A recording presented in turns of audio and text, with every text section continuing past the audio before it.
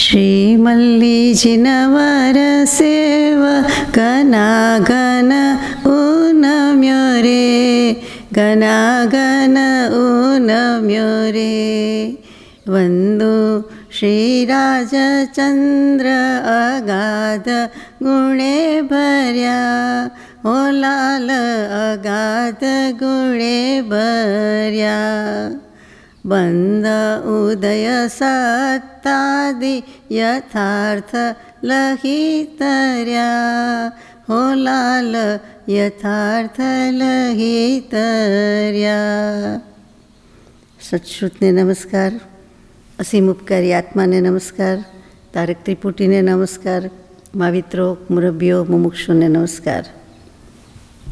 સિદ્ધાંત ચક્રવર્તી શ્રી નેમિચંદ્રાચાર્યજી અને ટીકાકારશ્રીને પણ નમસ્કાર। પરમ કૃપાળુ દેવ પ્રણીત વચનામૃતજી અંતર્ગત ઉપદેશ નોંધ 15 ચોથું શ્રુત શ્રી ગોમટસારજી એમાં જીવકાંડ પછી કર્મકાંડ અધિકારની આપણે યથાશક્તિ વિચારણા શરૂ કરી છે। એમાં બંધ અધિકાર પૂરો થયો અને ઉદય અધિકાર હવે શરૂ કરીએ છીએ। ગાથા નંબર 261થી શરૂઆત કરીએ તે પહેલાં ઉદય એટલે શું? કર્મોની જ વાત ચાલે છે। કર્મ બંધ, કર્મ ઉદય, કર્મ ઉદીર્ણા અને કર્મ સત્તા અથવા કર્મ સત્વ એ બધું એક જ છે। તો આ ચાર અધિકાર, ચાર વસ્તુમાંથી અત્યારે બંધ અધિકાર પૂરા કર્યા પછી ઉદયની વાત કરીએ તો ઉદય એટલે શું? તો કે જીવના પૂર્વકૃત શુભ અશુભ કર્મ તેની ચિત્તભૂમિ ઉપર અંકિત પડી રહે છે। ફરીથી, જીવના પૂર્વકૃત શુભાશુભ કર્મ એની ચિત્તભૂમિ ઉપર અંકિત એટલે દોરેલા, લખેલા જે કયો તે પડી રહે છે। એટલે કે ઘણા કાળ સુધી સ્ટોકમાં હોય છે, પડી રહે છે। તે પોતપોતાના સમયે એટલે કે સ્થિતિબંધ પ્રમાણે પરિપક્વ દશા પ્રાપ્ત થયે જીવને ફળ આપી અને ખરી જાય છે। તે ફળ આપે છે તેને ઉદય કહેવામાં આવે છે। વૃક્ષ ઉપર ફળ ફૂલ ઉગે, તે ઉગે, પરિપક્વ થાય અને એની મેળે ખરી જાય એ સૌથી સારું, એ પરિપક્વ, એનો ઉદય। ઉગવાનો ઉદય હતો અને પછી ખરી જવાનો ઉદય પણ આવ્યો। પરિપક્વ દશા થઈ ગઈ, ખરી ગયું, સમય પાકી ગયો, ખરી ગયા। બરાબર, આ કર્મનો ઉદય બધા શબ્દો એમાં આવી જાય છે। દ્રવ્યથી, ક્ષેત્રથી, કાળથી અને ભવથી હોય છે। અહીંયા ભાવ નથી કીધું, ભાવ તો છે જ, ભાવથી બંધાતા કર્મ એ બંધાવામાં વાત આવી। અહીંયા ઉદય દ્રવ્યથી હોય, ક્ષેત્રથી હોય, કાળથી હોય અને ભવથી હોય છે। એટલે કે એની અપેક્ષા રાખે છે કે કયા ભવમાં ઉદય આવ્યો, ક્યારે ઉદય આવ્યો, કયા કર્મનો ઉદય, તો આ બધી વસ્તુની અપેક્ષા છે। કર્મના ઉદયથી જીવના પરિણામ તે કર્મની પ્રકૃતિ અનુસાર જ નિયમથી થઈ જાય છે। ફરીથી, કર્મના ઉદયમાં જીવના પરિણામ તે કર્મની પ્રકૃતિ અનુસાર નિયમથી થઈ જ જાય છે। અને માટે જ કદાચ કહેવાયું કે કર્મ નચાવે છે, અથવા કર્મ પાસે જીવ પાંગડો છે, અથવા તો કર્મનો ઉદય વિચિત્ર છે, કર્મ રચના ગહન છે, કર્મ બળવાન છે, બળિયા થઈ જાય છે, એમ તેથી જ કહેવાયું હશે કે તે પ્રકારે એના ભાવ પણ એવા થઈ જાય છે, એના પરિણામ એવા થઈ જાય છે। પણ એવા થઈ જાય છે એ જાણે છે, સમજે છે, વિચારે છે, એટલે પુરુષાર્થ પણ એટલું જ કરી શકે છે કે આ મને શોભે નહીં, આ મારે કરાય નહીં, આ બરાબર નથી, જો કરે તો, નહીંતર ઉદય બળવાન। અને કેટલાક ઉદયમાં કોઈનું કાંઈ ચાલી શકતું નથી, એવો નિકાચિત કર્મનો હોય છે, અને બંધ પણ એવો હોય છે, એટલે એવો નિકાચિત છે કે જે કોઈ પણ કરણથી ફેરફાર થઈ શકતો નથી, એ આપણે જાણીએ છીએ। હવે ઉદયના મુખ્ય ભેદ કેવી રીતે કહેવાય? તો કે સ્વમુખોદય અને પરમુખોદય, સવિપાક અને અવિપાક, તીવ્ર અને મંદ, દ્રવ્ય અને ભાવ, અને છેલ્લું સંપ્રાપ્તિ જનિત, અથવા એનું બીજું નામ છે ઉદય અથવા નિષેક જનિત। સંપ્રાપ્ત જનિત એટલે શું? તો કે એની સ્થિતિ, સમય પાક્યો અને ઉદયમાં આવ્યો અને ખરી જાય છે, એ નિર્જરા થઈ જાય છે, ખરી જાય છે, એટલું આપણે સમજીએ તો કે એ સંપ્રાપ્ત ઉદય, કે ઉદય આવ્યો એ સંપ્રાપ્ત, પ્રાપ્ત થયો, એટલે એનું જ બીજું નામ ઉદય કે ઉદયનો ઉદય થયો, ઉદય ઉગ્યો, સમજુ મોક્ષ ઉપાય તો ઉદય ઉદય સદભાગ્ય. હવે કેટલીક પ્રકૃતિ ઉદય યોગ્ય હોય છે, કેટલીક ઉદયમાં આવતી નથી. એ બધું હવે આપણે નિરાતે આમાં જોતા જઈએ છીએ તેમ લેતા જઈશું. ગાથા નંબર 261. આહારમ તુપમત્તે તિથમ કેવલિણી મિસ્સયમ મિસ્સે સમ્મમ વેદગ સમ્મે મિચ્છદુગય દેવ આણુદઓ. આહારક શરીર અને આહારક અંગોપાંગ એ બે કર્મનો ઉદય માત્ર છઠ્ઠા પ્રમસ્થ ગુણસ્થાનકમાં જ હોય છે. ઉદયની વાત છે. હવે બંધની વાત ભૂલી જવાની છે, ઉદયની વાત છે. ફરીથી આહારક શરીરનું જે પૂતળું કરે છે 1 ફૂટનું લગભગ 1 હાથનું, અને જે લબ્ધિ ધરાવે છે તે છઠ્ઠા પ્રમત્ત ગુણસ્થાનવર્તી મુમુક્ષુ અથવા તો જીવ. અને એ પ્રમત્ત ગુણસ્થાનવર્તી મુમુક્ષુ કહેવું એના કરતાં મુનિ કહેવું બરોબર છે. અને એ જે સંયતિ છે તે એને છઠ્ઠામાં પણ એની દશા ઓર જેની થઈ હોય, 7મે ભલે ન ગયા હોય પણ દશા વર્ધમાન થઈ ગઈ હોય, કેટલીક લબ્ધિ સિદ્ધિ પ્રાપ્ત થઈ ગઈ હોય, કેટલુંક હાંસલ થઈ ગયું હોય. પ્રમત્ત બોલાય છે એટલે પ્રમાદ છે એવું નથી. લબ્ધિ ફોરવે છે તે જરૂર પ્રમાદ છે, પણ તે સિવાયનું એ પ્રમત્ત દશા છે એવું નથી. એટલે કે ઘણું એડવાન્સ છે, આગળ છે, આત્માની દશા ઊંચી થઈ ગઈ છે. એવા મુનિ આહારક શરીરનું પૂતળું કરીને જાય છે. અને એમાં પણ આશય કેટલો ઉત્તમ છે કે જીન ભગવંત કેવલી ભગવંતના દર્શન કરવા, એટલે નજીકમાં ક્યાંય હોય તો એમના કલ્યાણક કહેવાય તો ઉજવવા, અથવા તો એમને કોઈ શંકા હોય, નહીં જેવી શંકા હોય ક્યાંક, તો એવો કંઈક પ્રશ્ન પૂછવા, એનું સમાધાન થઈ જાય માટે પણ જાય છે. દર્શનની પણ તીવ્ર અભિલાષા છે અને જિજ્ઞાસા સંતોષવાની પણ એટલી જ તમન્ના છે. એવા મુનિની કામ છે. એ આહારક શરીર પૂર્વે બાંધ્યું હોય તો જ એ બાંધી શકે, ઉદયમાં આવે નહીં તો આવે નહીં. તો આહારક શરીર કરે અને આહારક અંગોપાંગ એ બંને કર્મનો ઉદય માત્ર છઠ્ઠા ગુણસ્થાનકમાં જ હોય છે. તીર્થંકર પ્રકૃતિનો ઉદય ક્યારે કહેવાય? તો જન્મે ત્યારથી આપણે કલ્યાણક ઉજવીએ છીએ, ઉજવાઈ જોઈએ, પણ સહયોગી અને અયોગી કેવડી થાય, એટલે કે કેવળ જ્ઞાન પ્રાપ્ત થાય ત્યારે, ત્યાર પછી તે સમયથી જ તેને તીર્થંકર નામ કર્મ પ્રકૃતિનો ઉદય કહેવાય. તરત જ પછી દેવો સમવસ્ત્રણ રચવા આવે અને બધું થાય, અને દિવ્ય ધ્વનિ કરે, અને બધું જ પછી શરૂ થાય, દેશના શરૂ થાય વગેરે. અને ગણધર સંઘ સ્થાપે, તીર્થ સ્થાપે, સાધુ સાધ્વી શ્રાવક શ્રાવિકા, એ ચતુર્વિધ સંઘની સ્થાપના, એ પણ આ શાસનનો જયંતી, એટલે કે પહેલો દિવસ, દેશનાનો પહેલો દિવસ. કેવળ જ્ઞાન થાય એટલે તરત જ દેવો સમવસ્ત્રણ રચે, જ્યાં હોય ત્યાં, જ્યાં કેવળ જ્ઞાન થયું હોય તે એરિયામાં. તે ભૂમિનો પણ મહિમા છે કે પવિત્ર ભૂમિ પર તે ભગવાનને કેવલ જ્ઞાન થયું. તે વૃક્ષ હોય તો તે વૃક્ષનો મહિમા છે, ચૈત્ય વૃક્ષ નીચે થયું એમ. અને ત્યાં પછી એટલો એરિયા કવર કરીને આજુબાજુનો ઘણો બધો, તે બધામાં સમવસ્ત્રણ રચે છે.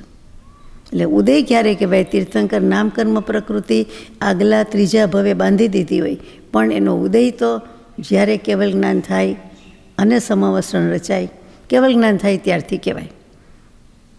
કારણ કે પછી વિધિન નો ટાઈમ દેવો આવીને સમવસ્ત્રણ રચી જાય છે અને તરત જ દેશના શરૂ થાય છે, તીર્થની સ્થાપના થાય છે, ગણધરની સ્થાપના થાય છે. મિશ્ર દર્શન મોહનીયનો ઉદય 3જા મિશ્ર ગુણસ્થાનકમાં હોય છે, બાકી હોતો નથી. સમકિત દૂધમાં ને દહીંમાં બેયમાં પગ, સમકિત મોહનીય છે. અહીંયા તો મિશ્ર મોહનીયનો ઉદય છે. એ માત્ર 3જું ગુણસ્થાનક તે મિશ્ર ગુણસ્થાનકમાં હોય છે. એટલે મિથ્યાત્વ પણ છે અને સમ્યક્ત્વ પણ છે, મિશ્ર ફિલિંગ છે. એટલે એકેય ન કહેવાય. આમ જુઓ તો દૂધેય ન કહેવાય ને દહીંય ન કહેવાય. બગડેલું દૂધ કે બગડેલું દહીં એમ કહેવાય? એવું તો બોલાય નહીં, અડધે રસ્તે કહેવાય. પછી સમ્યક્ત્વ પ્રકૃતિનો ઉદય ક્ષયોક્ષમ દૃષ્ટિવાળા 4 ગુણસ્થાનકમાં હોય છે. સમકિત મોહનીય એનો ઉદય સમ્યક ક્ષયોક્ષમ સમ્યક દૃષ્ટિમાં પણ હોય. અને પછી સમ્યક દર્શન થઈ ગયું પણ હજી શંકા છે, ચલ મલ અગાઢ દોષ છે, તો એવા 4 ગુણસ્થાનક છે તેમાં હોય છે. અને આનું પૂર્વી કર્મનો ઉદય મિથ્યાત્વ અને સાસ્વાદન, એટલે કે પહેલું બીજું ગુણસ્થાનક અને ચોથું સમ્યક દૃષ્ટિ ગુણસ્થાનક, એ 3માં હોય છે. કોનું? આનું પૂર્વી કર્મનો ઉદય. આનું પૂર્વી કર્મ કોને કયો આપ?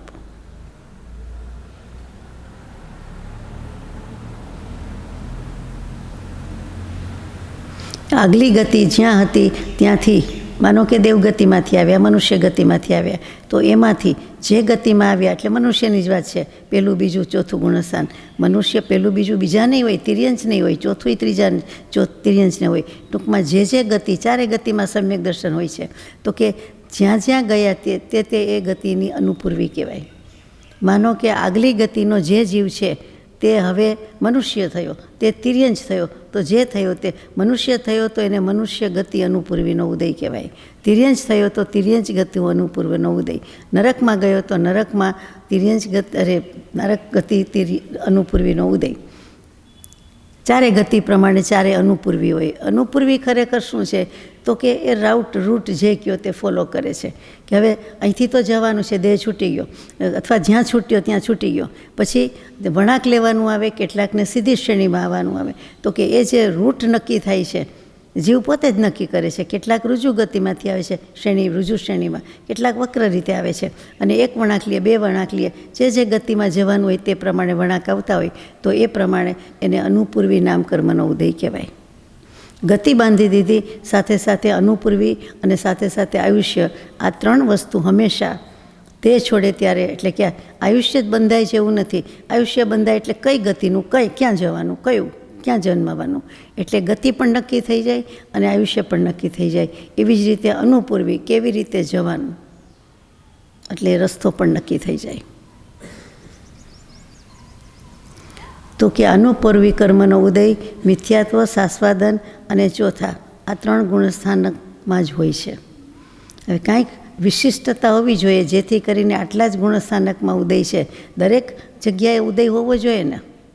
તો કે આટલા ગુણસ્થાનકમાં આખી સૃષ્ટિ, જીવસૃષ્ટિ આવી જતી હશે, એટલા માટે આ એક ઉદય હોય છે એમ.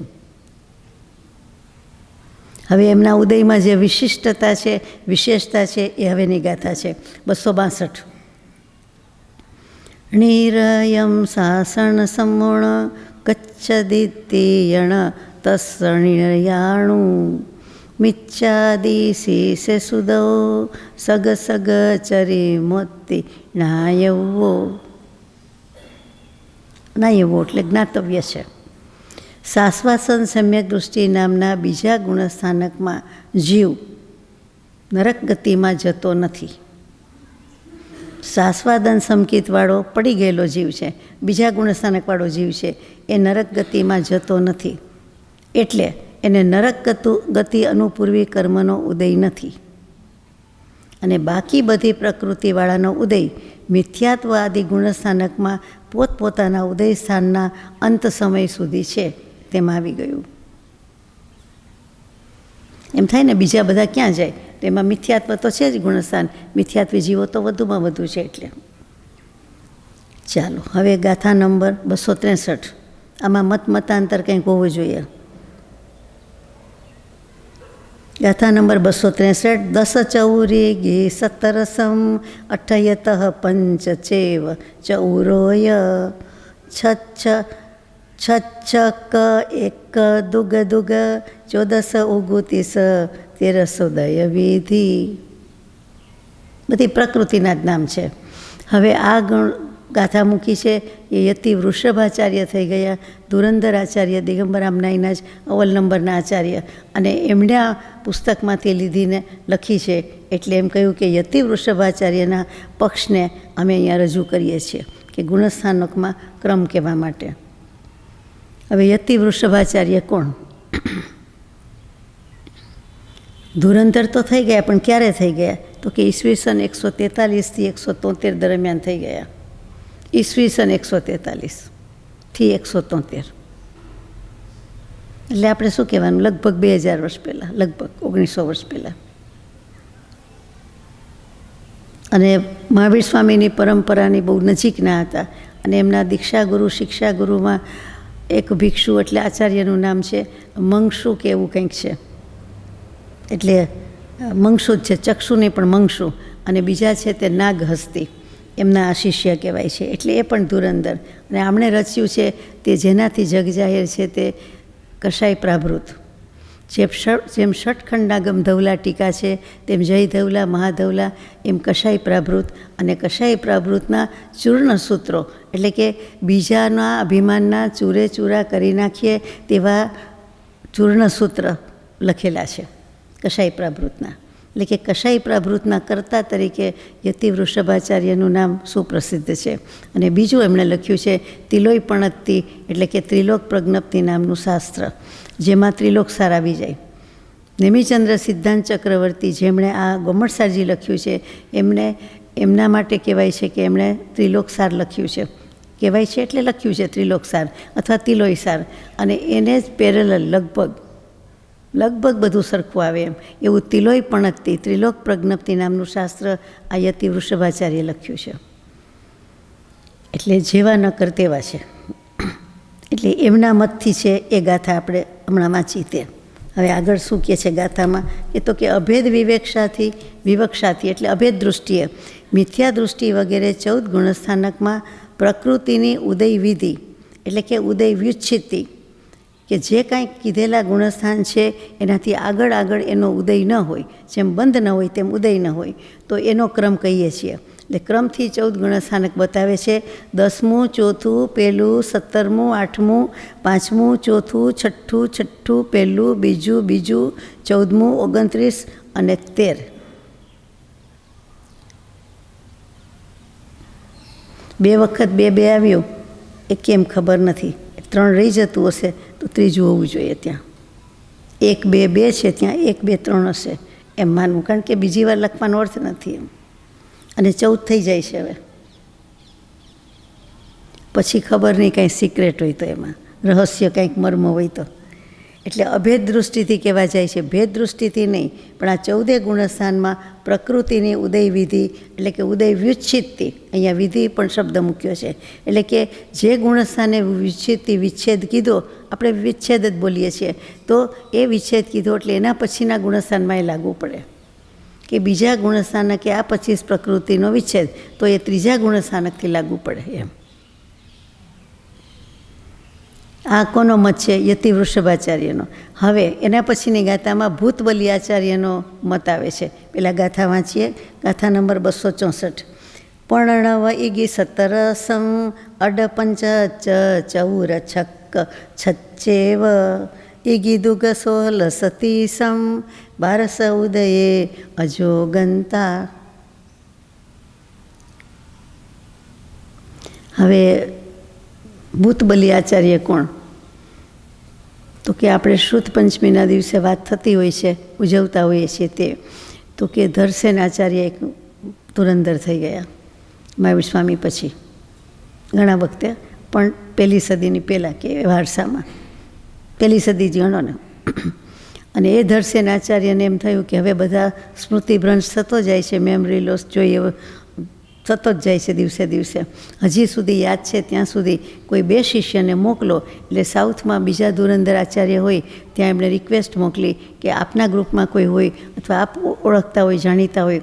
પોતે તો ત્યાં એકલા જ હતા ત્યારે ધરસેન આચાર્ય સાધના કરી, અને તો મારે બધું આપી દેવું છે, કહી દેવું છે. એટલે ત્યારે એમણે 2 આચાર્યને મોકલ્યા સાઉથમાંથી. એમાંના એક પુષ્પદંત અને બીજા ભૂતબલી. અને આ ભૂતબલીનું આયુષ્ય પણ વધારે અને બીજી રીતે પણ થોડું વધારે હોવું જોઈએ. એટલે પુષ્પદંત કરતાં એમણે ઘણું વધારે લખ્યું અને થોડું વધારે જીવ્યા અને થોડી વધારે વહેલી દીક્ષા લીધી હતી. એટલે દીક્ષા પર્યાય, સિનિયોરિટી, નોલેજ વગેરે પણ વધારે હતું એમ કહેવાય છે. એ બંને શિષ્યો આમ જ આચાર્ય જ, અને એની પાસેથી ધરસેન આચાર્યએ ઘણું બધું એમને આપવાનું બધું આપી દીધું. અને એ વખતે શું આપ્યું? તો કે ષટખંડાગમ સમજાવ્યું એની વાત કરી. એ ષટખંડાગમ ઉપરથી ધવલા ટીકા કહીએ છીએ તે આ જે લખાયું તે ગોમટસારજી, ત્રિલોકસાર વગેરે, ત્રિલોક પ્રજ્ઞપ્તિ, અહીંયા ત્રિલોકસાર કહીએ. પણ એ તો નેમિચંદ્રાચાર્ય લખ્યું. તો કે એની પહેલાં જેણે લખ્યું તે આ ભૂતબલી આચાર્ય લખ્યું. એટલે ષટખંડાગમને લિપિબદ્ધ કર્યું હોય, રચ્યું હોય, સાંભળીને લખ્યું હોય, વાંચ્યું હોય, જે કયો તે યાદ રાખીને, તો એ સાઉથમાં જઈને કર્યું છે. ત્યાં તો બધું એમની પાસે અભ્યાસ જ કર્યો, પછી સાઉથમાં જઈને લિપિબદ્ધ કર્યું. એટલે કે મેમરી ખરી જ, યાદશક્તિ ખરી જ, તીવ્ર યાદશક્તિ, અને પછી બધું લખ્યું. તો એ ક્રેડિટ પુષ્પદંત આચાર્યને જાય છે, એના કરતાં વધારે ભૂતબલી આચાર્યને જાય છે. એમનો ઈસવીસન 66થી 156નો સમય છે, 90 વર્ષ. ઈસવીસન 66, એકલું 66. પહેલી સદીની પણ શરૂઆતમાં જ કહેવાય. અને એના પછી થોડાક જ વર્ષમાં, એટલે ઉત્તરકાલીન તો કહેવાય જ, સમકાલીન નહીં તો આ યતિ વૃષભાચાર્ય થયા છે, એટલે બહુ ફરક નથી. એટલે એમણે પણ લખ્યું એમ. ચાલો, એટલે કન્સિડર નેમિચંદ્ર સિદ્ધાંતાચાર્ય કરી, આપણે તો કરવાની હોય જ, સવાલ જ નથી. આપણે તો એમણે લખી છે એમ જ માનવાનું છે.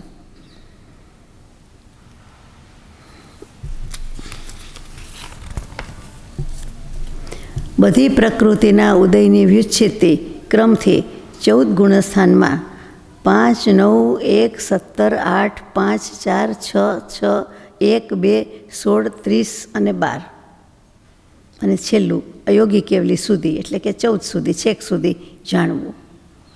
અયોગી કેવલીને કંઈ લાગુ ન પડે, પણ ત્યાં સુધી એમ કહી દેવું છે. આમાં પણ 2 વખત 6 આવ્યા, એટલે કંઈક સંકેત છે. હવે કઈ પ્રકૃતિ આવતું નથી, આટલું જ છે. આગળ જઈએ. ગાથા નંબર 265.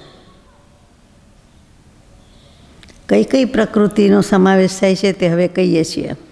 મિચ્છે મિચ્છાદાવમ સુહુમતીયમ સાસણે અણે ઇન્દી થાવર વિયલમ મિસ્સે મિસંચય ઉદય વોચ્છીણા.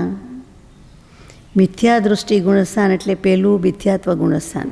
તેમાં મિથ્યાત્વ, આતપ અને સૂક્ષ્મ વગેરે 3, એ 5 પ્રકૃતિની ઉદય વિચ્છિતિ હોય છે. એટલે પહેલાંમાં વિચ્છિતિ થઈ, એટલે પહેલાંમાં તો છે, પછી બીજામાં એનો ઉદય નથી, એમ અર્થ થાય ને. એમાં વિચ્છેદ ગયું, એટલે એનો આ ગુણસ્થાનકના અંત સુધી તો હતો ઉદયને, બધું હતું, પછી નથી, એટલે બીજાને જ લાગવું પડે. કયું કયું ગયું? મિથ્યાત્વ ગયું, પછી આતપ ગયું. આતપ એટલે યાદ આવી ગયું ને, સૂર્યપ્રકાશની જેમ, કે સૂર્ય જ્યોતિષકાયના દેવ એના વિમાનમાં જે રહેલા બાદર પૃથ્વીકાયના જીવો, જે જીવોને આતપ નામ કર્મનો ઉદય હોય, એ ત્યાં અને માત્ર ત્યાં જ જન્મે. ઉદ્યોતવાળું હોય એ આ જુગનું કે શું કહેવાય, આગિયો, હા, એને હોઈ શકે, પણ આતપ તો આને જ હોય છે. એટલે મિથ્યાત્વ જેમ એકેન્દ્રિય અને મિથ્યાત્વ, અને સૂક્ષ્મ વગેરે 3, એટલે સૂક્ષ્મ, બાદર અને બીજું કયું આવે તેની સાથે સ્થૂળ આવતું હશે, અગર પર્યાપ્ત અપર્યાપ્ત આવતું હશે. અહીંયા ખબર નહીં, સૂક્ષ્મ આદિ 3માં વિચારવું જોઈએ શું આવે તે. એના પછીના નામ આવડે ને, સૂક્ષ્મ સ્થાવર તો ભેગું જ જાય, અને પછી બાદર હોવું જોઈએ. બાદર હોય તો જુદું પડે, સોરી, સૂક્ષ્મ જ છે. એટલે સૂક્ષ્મમાં બીજું શું આવે? અપર્યાપ્ત અને પર્યાપ્ત. પર્યાપ્ત અપર્યાપ્ત હશે, એની ઉદય વિચ્છિતિ હોય છે. બીજા સાસ્વાદન ગુણસ્થાનકમાં અન્ન, એટલે ન લખ્યું હોય, ખાલી અને ન, ડબલ નહીં, અન્ન નહીં, તો અનંતાનુબંધી સમજવાનું. આમાં લખ્યું છે તો અનંતાનુબંધીની 4, પછી એકેન્દ્રિય, પછી સ્થાવર, પછી 2 ઇન્દ્રિય એટલે 2 ઇન્દ્રિય, તે ઇન્દ્રિય, ચૌરેન્દ્રિય એટલે કે 3 3 વિકલેન્દ્રિય. આ 9 પ્રકૃતિઓનો ઉદયથી વિચ્છેદ હોય છે. ત્રીજા મિશ્ર ગુણસ્થાનકમાં એક સમ્યક્ત્વ મિથ્યાત્વની જ ઉદય વિચ્છિતિ હોય છે તેમ જાણવું. એટલે અહીંયા આટલી પ્રકૃતિ ગણાવી દીધી. હજી તો થોડીક જ થઈ, બીજામાં ધીમે ધીમે આવતું જશે. ગાથા નંબર 266. અય દેવી દિય કસાય વેગુવિય છક નિરય દેવા ઉ મણુય તિરિયાણુ પૂવી દુભગણા દેજ અજ સંયમ. ચોથા અસંયત સમ્યક દૃષ્ટિ ગુણસ્થાનકમાં બીજી અપ્રત્યાખ્યાના વરણ કષાયની ચોકડી, ક્રોધમાન માયાલોભ, વૈક્રિય શરીર વગેરે 6, એટલે કે વૈક્રિય શરીર, વૈક્રિય અંગોપાંગ, વૈક્રિય બંધન, વૈક્રિય સંઘાતન, વૈક્રિય સંઘેણ તો નથી આવતું, અને બંધન આવતું હશે, હજી એક રહી ગયું, એ 6. નરકનું આયુષ્ય, દેવનું આયુષ્ય, મનુષ્ય ગતિ અનુપૂર્વી, તિર્યંજ ગતિ અનુપૂર્વી, દુર્ભગ, અનાદેય અને અયશ કીર્તિ, આ પ્રકારે 17 પ્રકૃતિનો ઉદય વિચ્છિતિ હોય છે ચોથા ગુણસ્થાનકમાં. એટલે પહેલું, બીજું, ત્રીજું આવ્યું, ચોથું આવ્યું. આપણે 14 સુધી જવાનું છે.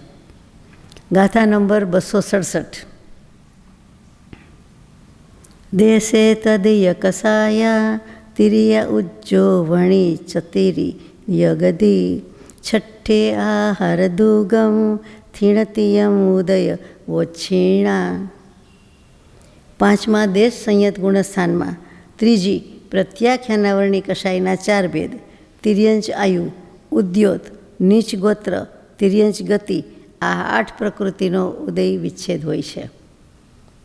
છઠ્ઠા ગુણસ્થાનકમાં આહાર શરીર વગેરે 2, એટલે આહારક શરીર અને આહારક અંગોપાંગ.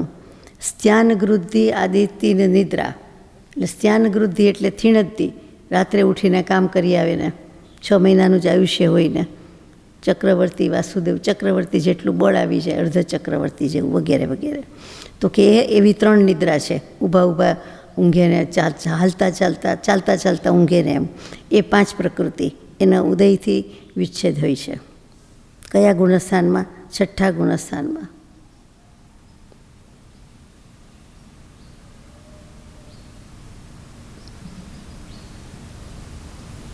એટલે 7માને લાગુ પડે એમ જ થયું ને.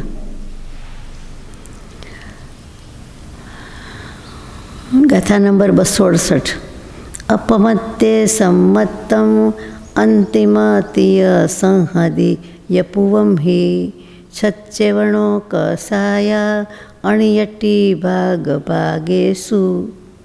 7મા અપ્રમત્ત ગુણસ્થાનમાં સમ્યક્ત્વ પ્રકૃતિ અને અંતની અર્ધનારાજ વગેરે 3 સંજ્ઞણ, એટલે વજ્ર ઋષભ, પછી ઋષભ નારાજ ને નારાજ, એમ નહીં પણ એના પછીના 3 અંતના અર્ધનારાજ, કિલિકા અને સેવાર્થ સંજ્ઞણ અને સંસ્થાન આવે તે, તો કે એ આવે.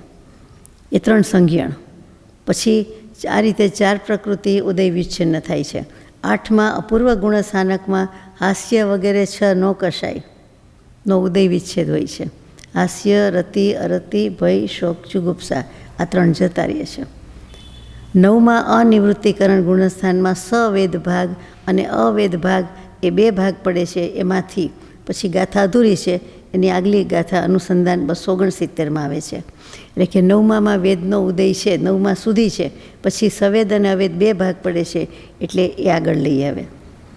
ગાથા નંબર 269. વેદતીય કોહમાણમ માયા સંજલણયમ સુહુમંતે સુહુમોલોહો સંતે વજ્જંગણાળાયણા રાયમ. સવેદ ભાગમાં પુરુષ વેદ, સ્ત્રીવેદ, નપુંસક વેદ, 3 વેદ, અને અવેદ ભાગમાં સંજ્વલન, ક્રોધમાન, માયા એ 3, એટલે કે વેદ સિવાયની વાતમાં સંજ્વલન લીધા, ક્રોધમાન, માયા 3 જ લીધા, લોભ નથી લીધો, આ 3. આ રીતે બંને ભાગની મળીને 6 પ્રકૃતિનો ઉદય વિચ્છેદ હોય છે. કોઈ શેમાં? 9મા અનિવૃત્તિકરણ ગુણસ્થાનકમાં. બાદર લોભ પણ અહીંયા ઉદય વિચ્છિન્ન જાણવો, પરંતુ સૂક્ષ્મ સંજોલન લોભની ઉદય વિચ્છિતિ 10મા સૂક્ષ્મ સાંપરાય નામના ગુણસ્થાનકના અંત સમયમાં હોય છે. એટલે જે લોભનું કિટ્ટીકરણ કરે છે તે 3 કરણ કરે છે તે, એટલે સૂક્ષ્મમાં સૂક્ષ્મ લોભ કોઈ 10માના અંત સમયે જાય છે. 11મા ઉપશાંત મોહ ગુણસ્થાનકમાં વજ્ર નારાજ અને નારાજ સંજ્ઞણ એ બંનેનો ઉદય વિચ્છેદ હોય છે. 11મા ઉપશાંતમાં વજ્ર નારાજ સંજ્ઞણ નહીં અને નારાજ સંજ્ઞણ પણ નહીં.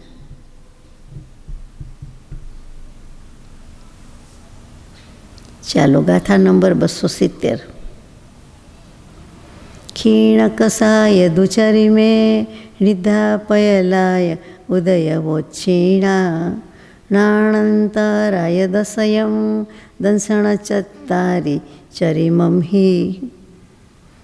12મા ક્ષીણ મોહનીય કશાયના ઉપાંત્ય સમયમાં, અંત્ય એટલે છેલ્લો, અંત સમય, ઉપાંત્ય એટલે એની બાજુનો, એટલે લાસ્ટ બટ 1, એ સમયમાં નિદ્રા અને પ્રચલા એ 2 પ્રકૃતિઓની, અને અંત સમયમાં 5 જ્ઞાનાવરણીય, 5 અંતરાય, એવી રીતે 10 ચક્ષુર્દર્શનાવરણીય વગેરે 4 દર્શનની, આમ 14 પ્રકૃતિઓની તથા ઉપાંત્ય અને અંત્ય સમયની મળીને 2 એટલે કે 14, 2 ને 14 16 પ્રકૃતિનો 12મા ગુણસ્થાનકના ઉદયમાં 12મા ગુણસ્થાનકમાં એની ઉદય વ્યુચ્છિતિ હોય છે. કેટલી પ્રકૃતિ કીધી મેં? 16. 14 + 2. સહેલું છે આ બધું, તો બાંધવું જ અઘરું છે ને, કે બાંધવું સહેલું છે ને ઉદય અઘરો છે. ઉદય સહન કરવો અઘરો છે, ઉદયમાં સમભાવ રાખવો વધારે અઘરો છે, અને ઉદયને વશ થઈ જવું સાવ ખોટું છે. અમુક રીતે સાચું છે. વિચરે ઉદય પ્રયોગ, તો ઉદય પ્રમાણે વર્તન છે, 2 રીતે છે. ચાલો, ગાથા નંબર 271. તદિયેક વજણી મીણમ થિરસુહ સરગ દી ઉરાલતેજ દુગમ સંઠાણમ વર્ણા ગુરુ ચૌકપત્તે યજોગીમ હિ. 13મા સહયોગી કેવડી ગુણસ્થાનકમાં 3જા વેદનીય કર્મની શાતા અને અશાતા એ 2 ભેદમાંથી કોઈ એક શાતા વેદનીય હોય અથવા અશાતા વેદનીય હોય, આ કોઈ એક જ છે. અને વજ્ર ઋષભ નારદ સંજ્ઞણ હોય, નિર્માણ, સ્થિર, શુભ સ્વર, વિહાય ગતિ એ પણ શુભ જ હોય, ઔદારિક અને તેજસ આ બધાનું જોડવું એટલે કે સ્થિર, અસ્થિર વગેરે. સમચતુરસ સંસ્થાન આ 6 સંસ્થાન, વર્ણાદિ 4, અગુરુ લઘુઆદિ 4 અને પ્રત્યેક શરીર આ બધી મળીને 30 પ્રકૃતિનો ઉદય વિચ્છેદ હોય છે. હવે 13મે 14મે આવી જાય તો હોય જ ને, સવાલ જ નથી ને, પણ કેવું પડે ને, લખવું તો પડે. પછી 14મા ગુણસ્થાનકની વાત છે, ગાથા નંબર 272. તદિયેકમ મણુવગદી પંચેન્દ્રિય સુભગતસ તિગાદેજમ જસતીર્થમ મણુવા ઉચ્ચમ ચ અજોગી ચરિમમ હિ. 14મા અયોગ્ય કેવડી ગુણસ્થાનકના અંત સમયમાં 3 વેદનીય કર્મની કોઈ એક પ્રકૃતિ, મનુષ્ય ગતિ, પંચેન્દ્રિય જાતિ, સુભગ, ત્રસાદી 3 આદિ યશસ્કીર્તિ, તીર્થંકર પ્રકૃતિ, મનુષ્ય આયુ અને ઉચ્ચ ગોત્ર આ 12 પ્રકૃતિનો ઉદયથી વિચ્છેદ હોય છે. આગળના ગુણસ્થાનકમાં જેમ શાતા અને અશાતા એટલે આગળ આવી ગયું તે એના ઉદયથી ઇન્દ્રિયજન્ય સુખ અને દુઃખ થતું હતું, તે કેવલી ભગવાનને શું હોવું જોઈએ? હોય? એનો જવાબ ઉત્તર આચાર્યશ્રી આપે છે. 273મી ગાથા છે. નઠ્ઠાય રાય દોષા ઇન્દ્રિયણાણમ ચ કેવલિમી જદો તેણ દુસાદા સાદ જસહુ દુઃખમ નક્તિ ઇન્દ્રિયજમ. ઇન્દ્રિયજનિત સુખ દુઃખ તો બધાને થાય તો થાય જ ને. તો કે કેવલી ભગવાનને ઘાતી કર્મનો નાશ થઈ ગયો છે. જ્ઞાનાવરણીય, દર્શનાવરણીય, મોહનીય અંતરાય. મોહનીયનો નાશ એટલે એને રાગ કેવો ને દ્વેષ કેવો, કાંઈ હોય જ નહીં ને. અને જ્ઞાનાવરણીયનો ક્ષય છે એટલે નથિંગ બટ નોલેજ, કેવલ જ્ઞાન છે એટલે એમાંય પછી બીજું શું હોય? બધું નષ્ટ થઈ ગયું. એટલે ઇન્દ્રિય જ્ઞાન પણ ગયું, ઉદય કંઈ હોય જ નહીં એવો. એટલે કેવડી ભગવાનને શાતા અશાતા જન્ય જે કે ઇન્દ્રિયજન્ય શાતા અશાતા એવા કંઈ લેશ માત્ર સુખ કે દુઃખ હોતા નથી. સુખે હોતું નથી, સુખે ગણાતું નથી કાંઈ, કારણ કે એમાં સુખ માન્યું જ નથી, આત્મામાં માન્યું છે. કેવડીને શાતા અશાતાનું આ ઇન્દ્રિય વિષયક સુખ દુઃખ લેશ માત્ર નહીં હોવાથી, કારણ કે શાતાવેદનીય કર્મ મોહનીય કર્મની સહાયતા વિના કંઈ કરી શકતું નથી. સુખ દુઃખ વગેરે વેદનીય કર્મ એટલે તો ઘાતી દીધું છે, નાશ કરી દીધો છે મોહનીય કર્મનો. એટલા માટે એ સહાયનો અભાવ હોવાથી જલી જેવડી વત એટલે કે કૃપાળદેવના શબ્દોમાં બળી સિંદરી વત આકૃતિ માત્ર જો વેદનીયાદી 4 કર્મ વર્તે જહા. પછી બળી સિંદરી વત અહીં આકૃતિ માત્ર જો, એ વાત આવી ગઈ. જલી જેવડી, હિન્દીમાં જલી જેવડી, બળી સિંદરી જેવી એટલે કે પોતાના કાર્ય કાંઈ કરી શકતું નથી, કાર્યકારી થઈ શકતું નથી. સિંદરી બળેલી કે બળી ગયેલી જોઈ હોય તો આપને ખ્યાલ હશે કે એવો ને એવો આકારને એમનેમ પડ્યું જ હોય, ચોટલી પડી હોય વાળની કે ચોટલો પડ્યો હોય એમ, પણ બીજું કાંઈ હોય નહીં, એટલે કે રાખ થઈ ગયું હોય એમ બળીને, પણ એનો આકાર એમનેમ જેમ છે તેમ લટકતું જળવાઈ રહેલું હોય, વળ કે સળ કે જે હોય તે. મેં તો એકવાર જોઈ છે એટલે ખબર છે. એ બળી સિંદરીવત કહેવાય. એટલે સિંદરી બળી ગઈ છે, એટલે આ મોહની અને બધું ક્ષય કરી દીધું ઘાતી કર્મનું. પછી શું હોય, દોરડું લટકતું એવું જ છે ને, કાંઈ ન હોય. હવે એનો જવાબ આવી ગયો. વેદનીય કર્મો કેવડીના ઇન્દ્રિયજન્ય સુખ દુઃખનું કારણ નથી, એને સાબિત કરવા માટે પાછો એક શ્લોક કહે છે. ગાથા નંબર 274. સમયઠ્ઠી દિગો બંધો સાદસોદય પિગો જદ્દો તસ્સ તેણ અસાદ સુદઓ સાદસરુવેણ પરિણમદી. જે કારણથી કેવડી ભગવાનને એક શાતા વેદનીયનો જ બંધ, અને એ પણ એક સમયની સ્થિતિવાળો જ હોય છે, તેથી કરીને તેને ઉદય સ્વરૂપ જ કહેવામાં આવે છે. શું બંધ કે શું ઉદય, એક જ સમયનો અને શાતા વેદનીયનો જ, અને બંધ એ જ ઉદય છે. અને એટલે જ અશાતાનો ઉદય પણ શાતા સ્વરૂપે જ પરિણમી જાય છે. જુઓ, કેવલી પ્રભુને અશાતા કર્મનો ઉદય કેવલ જ્ઞાન થઈ જાય તોય આવે છે, પણ કયો આવે છે એ પણ કહું, પણ એ શાતા રૂપે પરિણમી જાય છે આ દશાને કારણે.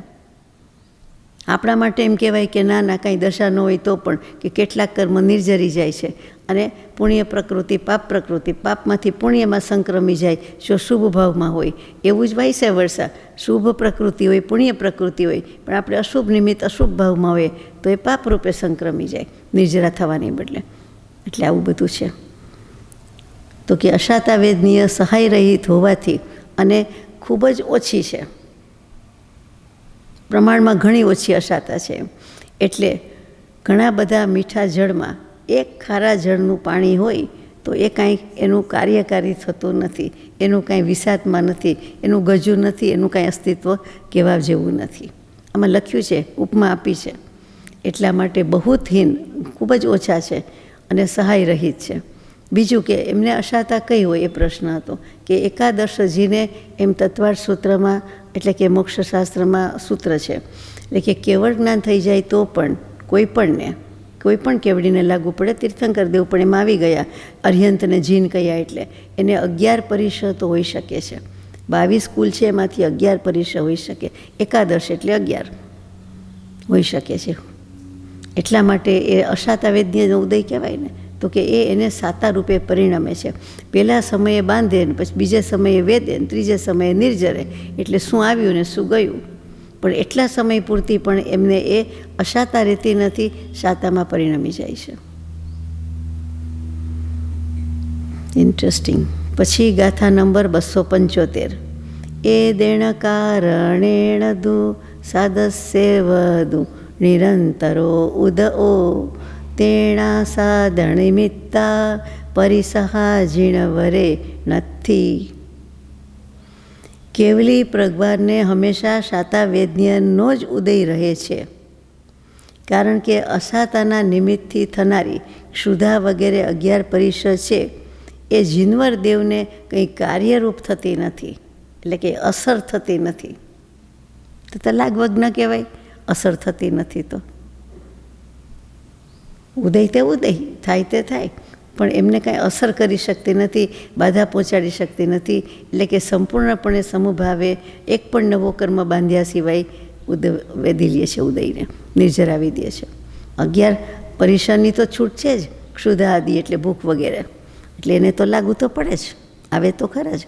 અને કેટલાય જીવ એમને આપે જ છે ને ઉપસર્ગ પરિષદ, હવામાનથી આપે, તિર્યંજકૃત આવે, દેવકૃત આવે, કોઈ પરીક્ષા કરવા આવી હોય વગેરે. તો કે એ બધી કસોટી આવે જ છે, એટલે પરિષદ છે, પરંતુ ઉદયને સંપૂર્ણ સમભાવે સહી જાય છે, એટલે કે જીનવર દેવને કાર્યરૂપ થતા નથી.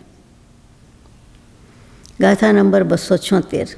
17 સેકાર ખચદુ સહિય સંયમ સગીગી સીધી છદુ સદરી છાવટ્ટી સઠીણાવ સગવણાસ દુદાલ બારુદયા. મિથ્યા દૃષ્ટિ વગેરે 14 ગુણસ્થાનમાં ક્રમથી 117, 111, 100, 104, 87, 81, 76, 72, 66, 60, 59, 47, 42, 47 નથી, 57, 42, 12 પ્રકૃતિનો ઉદય હોય છે. 14 ગુણસ્થાનકનો ક્રમ આપી દીધો અનુક્રમે. પહેલામાં 117, બીજામાં 111, ત્રીજામાં 100, ચોથામાં 104, પાંચમામાં 87, છઠ્ઠામાં 81, સાતમામાં 76, આઠમામાં 72, નવમામાં 66, દસમામાં 60, 11મામાં 59, 12મામાં 57, 13માં 42. 14મામાં કંઈ 12 પ્રકૃતિનો ઉદય કહેવાય? જીવે છે ત્યાં સુધી કહેવાય જ ને, મન વચન કાયના યોગ છે તો કેવું તો પડે જ ને. આ પ્રકારે ઉદય હોય છે. 14 ગુણસ્થાનકમાં આપણે યાત્રા કરી આવ્યા. મિથ્યાત્વથી માંડીને અયોગી કેવડી સુધીના પદ પ્રાપ્ત કરી લીધા. વાંચવામાં, બોલવામાં યાદ કરીએ આપણે. બધા ક્યાં યાદ કરે છે? રોજ થોડા આપણે યાદ કરીએ છીએ. એટલે 14 ગુણસ્થાનકે આટલો ઉદય હોય છે, 1થી માંડીને 14માં, અને આટલાનો ઉદય નથી હોતો. હવે અનઉદયરૂપ પ્રકૃતિઓ કહેવામાં આવે છે. ગાથા નંબર 277. પંચેકાર 22 18 35 ઈગીછાદાલમ પર્ણમ છપણમ બીતિપણ સઠી અસેદી દુગુણપણ વર્ણમ. આ મિથ્યા દૃષ્ટિ વગેરે ગુણસ્થાનકમાં ક્રમ બતાવ્યો છે.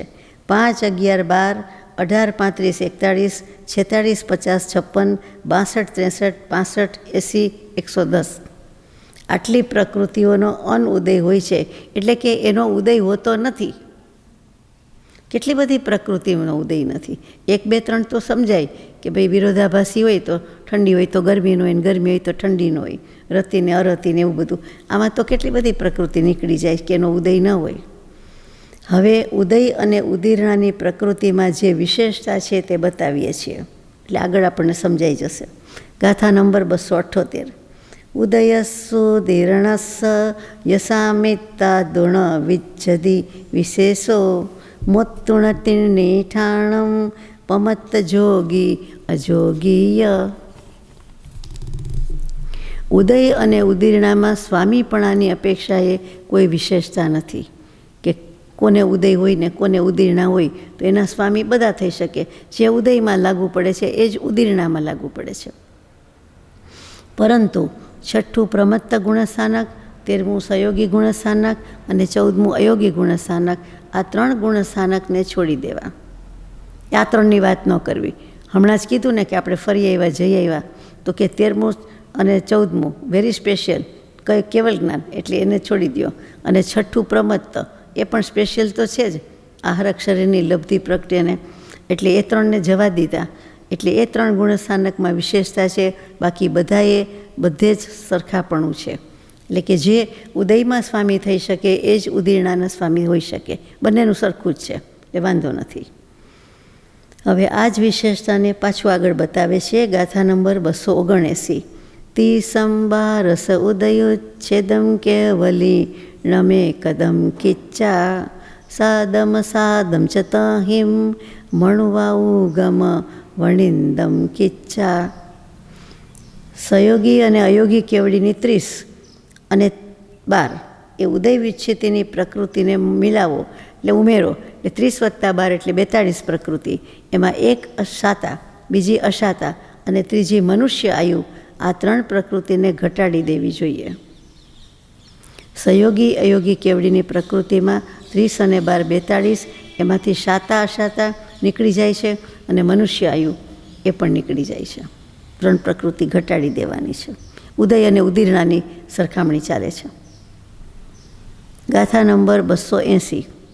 અવણિદતિ પડીણમ પયડીણમ પમત્ત વિરદે ઉદીરણા હોદી નથિતિ અજોગી જીણે ઉદીરણા ઉદય પયડીણમ. ઘટાડી ગયેલી એટલે કે ઓછી કરી દીધી તે શાતા વગેરે 3 પ્રકૃતિની ઉદીરણા પ્રમત્ત વિરત નામના 6ઠ્ઠા ગુણસ્થાનકમાં જ હોય છે.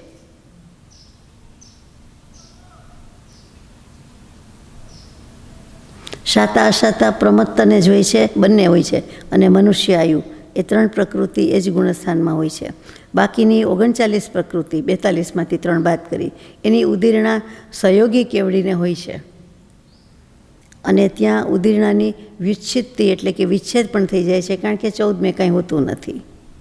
અયોગી કેવલીને ઉદીરણા કોઈ શકતી જ નથી, હોવાની જ નથી, કાંઈ નથી આમ જુઓ તો. હવે ઉદીરણાની વિચ્છિત્તિ ગુણસ્થાનકમાં ક્રમથી કહે છે. કેવી રીતે થાય? ઉદયની આવી ગઈ વાત, હવે ઉદીરણાની આવે છે. પર્ણવ ઈગી સતરસમ અઠય ચદુર છક્ક છચ્ચેવ ઈગી દુગસો લુગદાલમ ઉદીરણા હોંતી જોગંતા. મિથ્યા દૃષ્ટિથી માંડીને સહયોગી કેવડી સુધીના ક્રમથી 5, 9, 1, 17, 8, 8, 4, 6, 6, 1, 2, 16, 39 પ્રકૃતિઓની ઉદીરણા વિચ્છિત્તિ હોય છે. એમાં એક ખાસ યાદ રાખવાનું કે ઉદીરણા ક્યારે થઈ શકે, તો કે સંશ્લેષ પરિણામમાં જ ઉદીરણા થાય. સંશ્લેષ અને વિશુદ્ધિ સાથે આપણે યાદ કરીએ છીએ. એટલે સંશ્લેષ એટલે તીવ્ર કષાયમાં થાય, અને ઉદીરણા સંશ્લેષમાં એટલે તીવ્રમાં જ થાય છે, વિશુદ્ધમાં થતી નથી. એટલે અપ્રમત્ત વગેરે ગુણસ્થાનકમાં ઉદીરણાનો અસંભવ છે. હવે સમજાય વચનામૃતજીમાં કૃપાળુદેવ કહે કે કેટલીક પ્રકૃતિ કે આ વસ્તુ અમે ઉદેરી આણવાનું શક્ય નથી. બધા સલાહ સૂચન આપે ને કે ઉદીરણા લાવીને કર્મ ખપાવી દો ને, નિર્જરા કરી નાખો ને, આમ તેમ. ભાઈ હવે આપણું જ્ઞાન ઉભરાઈ જાય અને કહેવાય જાય. ઉંમરમાં મોટા હોય અને સરખા ગણતા હોય તો પછી જરાક નાનાને સલાહ અપાઈ જાય. એટલે પૂજ્ય શ્રી સૌભાગભાઈ જેવા તો ખાસ, એટલે એવું કહ્યું હોય કે, અથવા બીજાએ કંઈ લખ્યું હોય, જે હોય તે, પણ એમ આવે છે કે અમે ઉદેરી શકીએ તેમ નથી, ઉદેરી આણવાનું શક્ય નથી. બંને રીતે લોકો એમ જ માને કે કેપેસિટી નથી, એમ નથી. સમર્થતા તો છે જ, શક્તિ તો છે જ, પણ કેટલીક પ્રકૃતિની ઉદીરણા થતી જ ન હોય અને કેટલાકનો સમય પાક્યો ન હોય. એમ ઘણા કારણ હોય. તો કે એ ઉદેરી આણવાનું એટલે એ કટ કરવાનું, ઉદીરણા કરવાનું, એ ઉદેરી આણવું.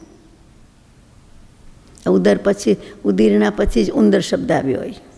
એ કટકટ કરે ને, કાપ્યા કરે બધું, અને એને દાંત થોડા વખતે વધી જાય એટલે એને કાપવાનું વધારે હોય. એને ગરોળી બધાને દાંત બહુ વધી જાય, અને ખિસકોલી બધાને. પછી દાંત ઘસી નાખે, કાંઈ ન મળે તો કોન્ક્રીટ, સિમેન્ટ, જે કાંઈ ફળિયું, યાર્ડ, જ્યાં જગ્યા ત્યાં મળે ત્યાં, દિવાલ કે જે મળે ત્યાં. પણ જમીન પર વધારે કરે. જમીનમાં અંદર રહેતા હોય છે દર, એટલે પછી ખોદી નાખે. તો આપ તો જાણો છો, વધારે જાણો છો. અહીંયા ઉદીરણાની વાત આપણે આગળ લેવાની છે, એ આવતીકાલે લઈશું. સહજાત્મ સ્વરૂપ પરમ ગુરુ.